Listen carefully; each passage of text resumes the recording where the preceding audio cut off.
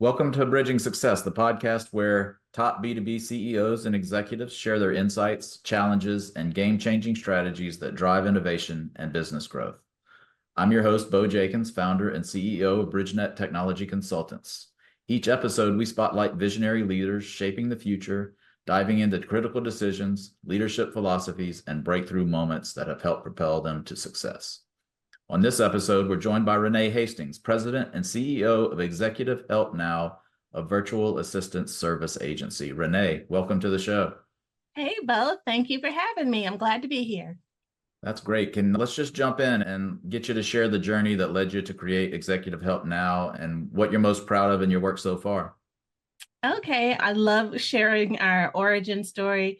It starts with the fact that I'm the granddaughter of a sharecropper, and my grandfather moved the family from the South to the North, sharecropping land. And as a sharecropper, you work land that belongs to somebody else. So my grandfather had a very entrepreneurial spirit. But when he moved them from the South to the North, he moved us to an Amish community in Wisconsin. So, Bo, I know you're looking at me and you're like, okay, you're a Black lady in an Amish community. Maybe that was a little challenging for you. Maybe those are some questions maybe going through your mind. But actually, when it's all that's, it's just the way it is. But because of the fact of my grandfather's experiences in the South, and moving north, he made it so clear to us as a family that we had to be people of our word. We had to be honest. We had to be hardworking. We had to be dependable and reliable. And in the area where we lived, people still make a deal with a handshake. And that's the way that I grew up. And so with that expectation on my life as a member of the family in this Amish community, it was expected that we would just operate with excellence. That was just the way it was and the way it is still today. Fast forward, my mom, who was a single mom, moved from the Amish community, and we ended up settling in a town called Madison, Wisconsin. It's the capital of Wisconsin. And the city had a summer youth employment program. And there was a program that was put together to get young kids off the streets, help them identify some natural skills and gifts and talents and abilities, and discover their interests and what they may want to do as a career later on. So at 12 years old, I joined, my mom signed me up for this program, and they assigned me to the Madison Urban League. And the Madison Urban League had a need for a library. So they took me into this room filled high and deep with books from wall to wall, just stacks and stacks of books. And my job by the end of summer was to organize all of these books into categories, subcategories, subcategories, and create a log so people would know where to find all these books. And it was then that I discovered my natural gift and skill for organizing things and my love for organizing things and for helping people. Then the second summer that I was there, I was 13 years old, and they placed me at Norel Temporary Services. I'm not even sure if Norel still exists today, but it was a temporary employment agency, and it was a franchise store that I worked in, owned by a Black woman. And people would come in to the temp agency looking for work. And my job was to hand them their applications on a clipboard, give them the instructions on what to do. And then they handed the clipboard back to me. And my job was to enter all their information into the computer. And Bo, with the clickety clack of the keys, hearing my fingers on the keys just really resonated with my spirit as a young person. Because in my mind, I'm saying, somebody's life is going to change. Somebody's going to get a job because I'm typing into my keyboard all this information to help them get work. And once they get work, then their families are going to be better off and that sort of thing. So it was a very rewarding feeling that I got just being a clerical assistant to this owner of this franchise. So I made this inner vow. It said, one day I'm going to own my own business, or one day I'm going to run an office. And that's where I set my sights. I took all the business classes, all the clerical classes, the typing, shorthand, dictation, all of the things. And half the people on this podcast probably don't know what those things are. So I'm totally dating myself, but that's how the journey started, was this passion for business, this passion for helping people. And that's how I ended up setting myself up for the career that I would eventually have. And then I ended up graduating from high school at 16 years old, and with all of the classes that I had taken. But I ended up graduating from high school at 16 with a 1-month-old son. So I couldn't immediately go to college. I had to take care of my family. But thankfully, because of all this past experience that I'd had, I was able to get a very well-paying job for the state of Wisconsin.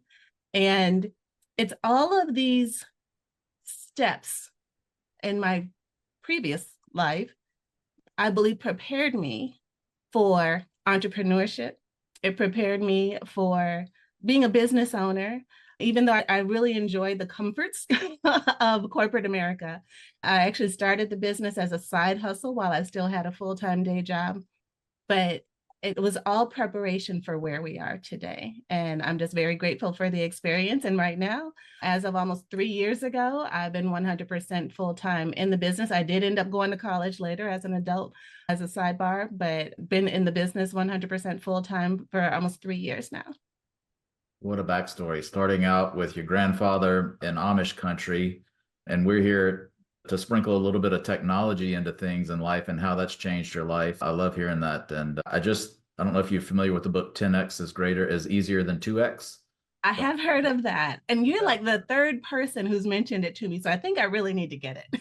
So hearing your story and how many times I just picked up on how many times you've 10X'd your life, from moving to Madison at a young age, graduating with a child, getting to college. Those are all 10X events that I'm hearing that you've been through. You should really check that book out. Yeah, definitely will. So talk to me about coming from Amish country as a young person and now running your own business. What technology is at the core of executive help now, and how do you see it making a difference for your clients? There's so many systems that we use. So our clients, to up until this point, have basically come from various industries. We haven't niched down because the business started out being just purely administrative support, email management, calendar management, project management, doing all the presentations, expense reports, all those things that the executive assistant in the office does. That's how the business started, because that's what I knew. And that's because someone said, if you're going to do a business, do what you know, invest in what you know. So because all of those skills are so transferable across industries, there wasn't really a need to have more than just a few systems in place to do that work. And most of the times the clients had their own systems, and we just plugged in where they were, met them where they were or where they are, and then just was an extension of them and their team.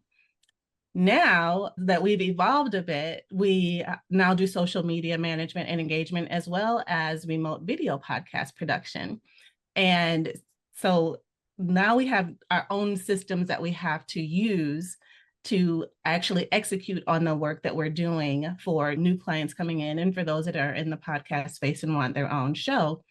There are different systems that are important. One of them being that we are a remote team is like Slack. I love Slack, and I think that it is really fantastic for those communications, keeping everyone in the loop of what's going on, whether it's your team or your clients. And I don't get an affiliate or anything like that for mentioning Slack, but I find a really great tool to help with team collaboration and that sort of thing. But we have tools for project management. We have tools for our CRMs, our different social media platforms, scheduling posts, all the different things. If you had to pick one, is there one that jumps out to you as the one that's really helped you grow or innovate or really makes an impact for your clients when they adopt it?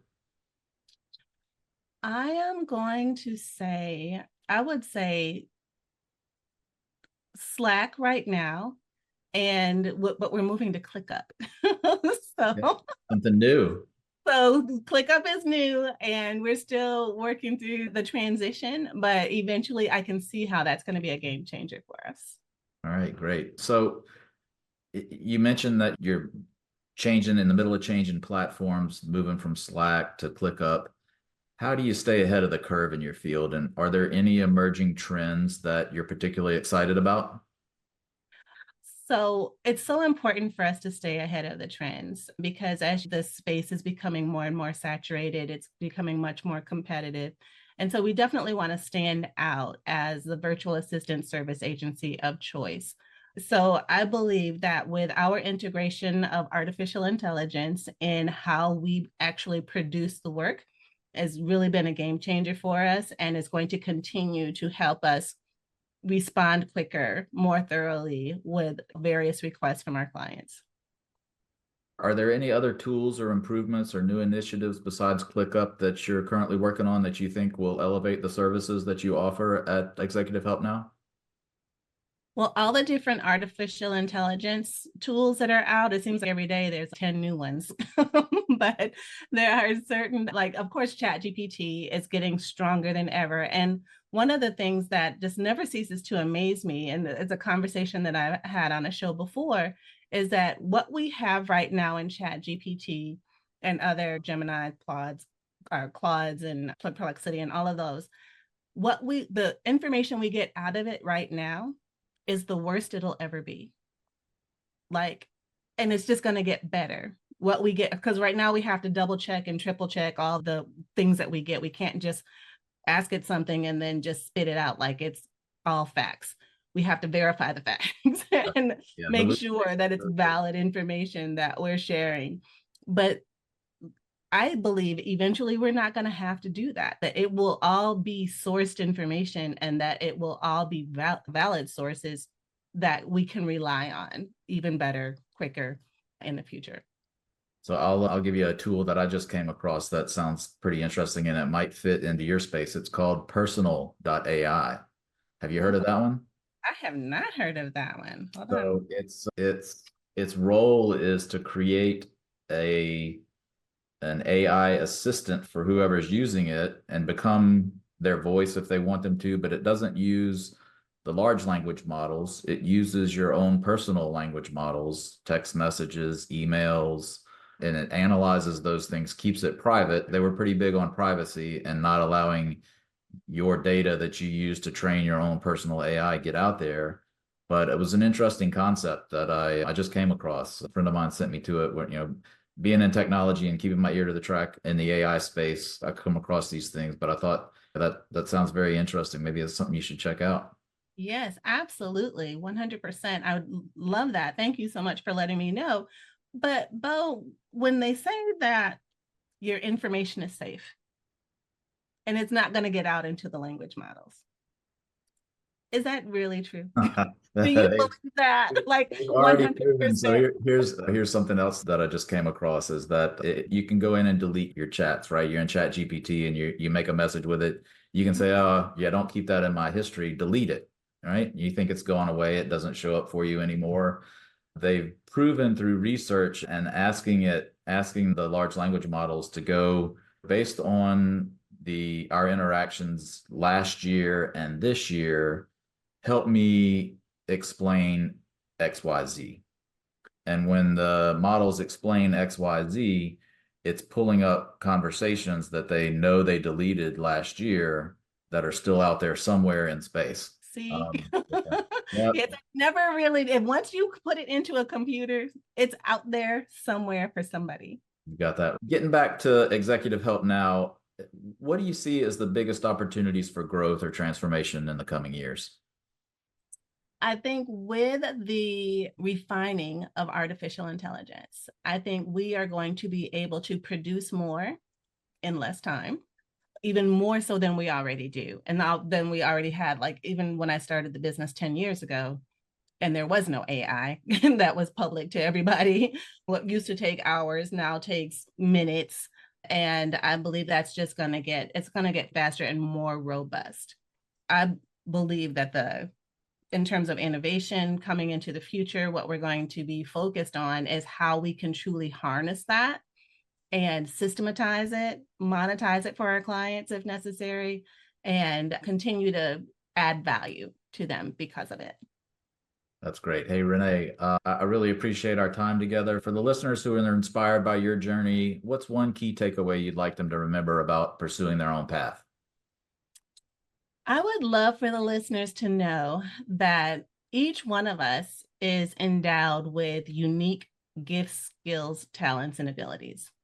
No one has what you have, and no one can deliver what you can deliver the way that you can deliver it. So I encourage everyone to not be afraid to show the world and share with the world their natural gifts, skills, and talents, because if they don't, they're robbing us of their gifts. And we don't want them to be robbers. I love that. Don't be a robber. That's So, right. for our listeners that want to learn more about Executive Help Now and stay updated on your latest projects and initiatives, how can they do that? What's the best way to reach out and find some more information? Check us out on our website, which is www.executivehelpnow.org. We're not a nonprofit, but we're .org nonetheless. That's a whole nother story for another day. But that's the best way to reach us. We're on all the socials, on LinkedIn, Facebook, Instagram, TikTok, X, but LinkedIn, Facebook, and Instagram are our top three places to find us at Executive Help Now. I also have a podcast on YouTube called Renee Speaks, and we share lots of information from business subject matter experts to help entrepreneurs along their entrepreneurial journey. That's great. Executivehelpnow.org. O-R-G. Renee, thank you so much for joining the show today. I really appreciate it. Thank you both. Bye-bye.